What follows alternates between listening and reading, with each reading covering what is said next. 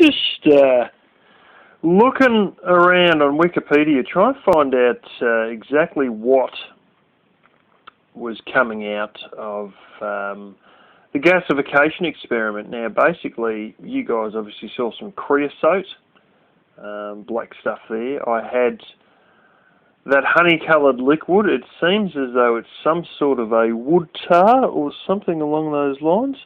Now, tar and pitch are used interchangeably, apparently, but tar is often the liquid form, pitch is often your solid form, like bitumen. Tar is often a word that's sort of a bit overused and used in reference to petroleum products such as the La Brea tar pits in Los Angeles. There's sometimes tar sands they have in Canada. We have like a tar rock, and these aren't actually true tar, it's just heavy crude oil or bitumen. There's also Burmese oil, which is actually a kind of petroleum. It turns out that it's quite interesting, really. In Finland, they used to deliberately try and manufacture tar from birch, and Sweden used to do it as well. In fact, back in the 1800s, in 1863, they exported something like 275,000 barrels of tar out of Sweden. It was one of their biggest exports in Sweden.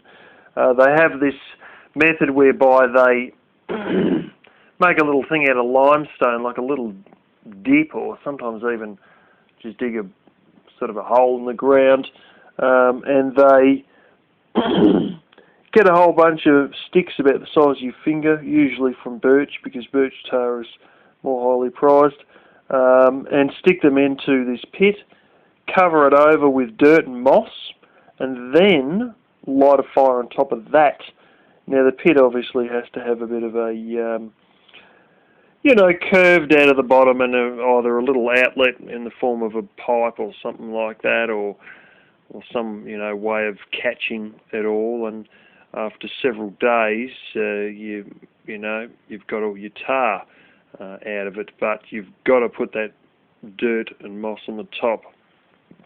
Otherwise, she basically is going to catch on fire on you, and if it catches on fire, the wood that you've stick underneath for the purpose of making tar, well, then you've lost all your bloody tar.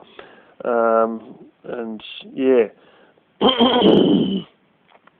interesting. Deciduous trees, and in my case that would be almond trees and plum trees, when they're subjected to the same sort of stuff that I done. I'm just turning over here because I'm laying on my back. Basically, if I got just plum trees and almond trees and any other sort of deciduous tree, but they're the two trees that I do have as wood already here that I could cut up into sawdust or break up into smaller pieces.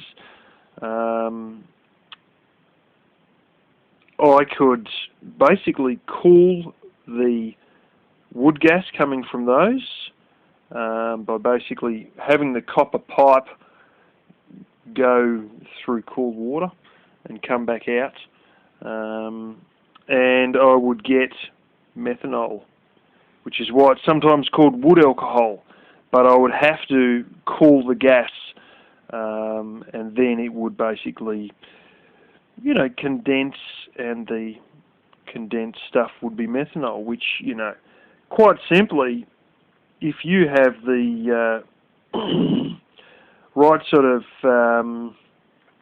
basically the right sort of rubber, or no rubber at all, in any of your fuel lines or carburetor or fuel filter, then you'll be fine to run an engine straight off methanol. It does have a bit of a tendency to evaporate a little bit too easily inside the carburetor, but that can be changed by mounting the carburetor further back from the manifold, or trying to, keep the carburetor reasonably cool in one form or another, and keeping it further away from the hot engine by having an extension pipe between your inlet manifold and your carburetor. If you make a piece of pipe to, basically lengthen the distance in order to keep the carburetor cooler, it might stop any problems. But my father's former boss had a British car that are a collector's item built in the 1920s, one of these collector's cars. They weigh, about 2 ton each. They're a very sort of limousine-y large machine. He successfully ran that directly on ethanol, 100% ethanol, because we can obtain that without a problem here in hardware stores. He ran out of fuel one day coming to work and didn't even remember it at lunchtime, and then decided, oh shit, I'm the last person here at work, I'll lock up for the day, nobody else is here to help me out, and they had plenty of that at work, and he shoved it in the tank, and he had a lot of crap come into his fuel filter for a little while there because of the amount of sludge and crap that had brought up out of the bottom of his fuel tank. But he drove home without a problem, just with the choke pulled out the full way. Anyway, getting back to it, the wood tar is actually used for quite a number of different things, including, you're not going to bloody well believe this, the production of rosin flux in solder, in electronic solder. It's not a great amount of stuffing around they've got to do. They've basically end up with a hard crystallized version of that honey-looking stuff that I've got by basically trying to cool that stuff or piss around with it a bit more. Now, hang on, I think that stuff that I had, the honey liquid, they heat that further, and the volatiles, as they call them, disappear, terrene or some bloody thing, will evaporate off, and they're left with a hard crust that, with not much more manipulation, becomes rosin flux used in solder, in electronic solder. You barely bloody believe it. Now I know where it comes from and why it smells like it does too. I love the smell of rosin flux on a cold morning. I have ever since I was 13 years old in electronics class.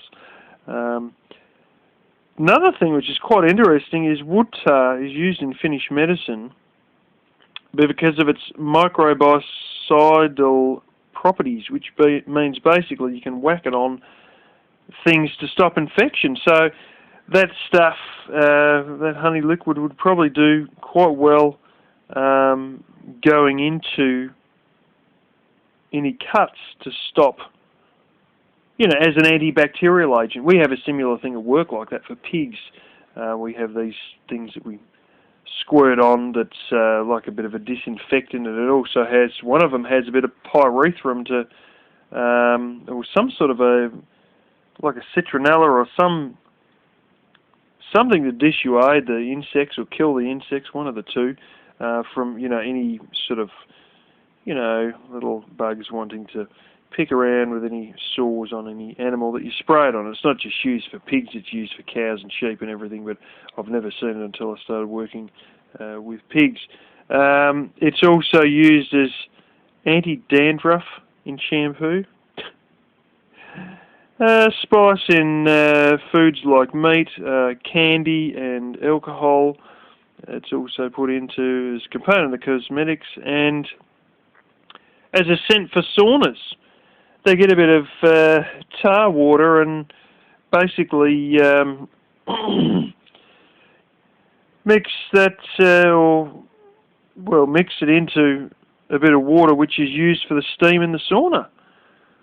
Very interesting. They've been right into tar production anyway, particularly birch tar, because it makes a finer tar in Finland and Sweden And but more or less the main thing that it's been used for years and is still used for today in Australia, and I think this is where a lot of the sawdust goes from a lot of the sawmills, some of which are not too far from where I am,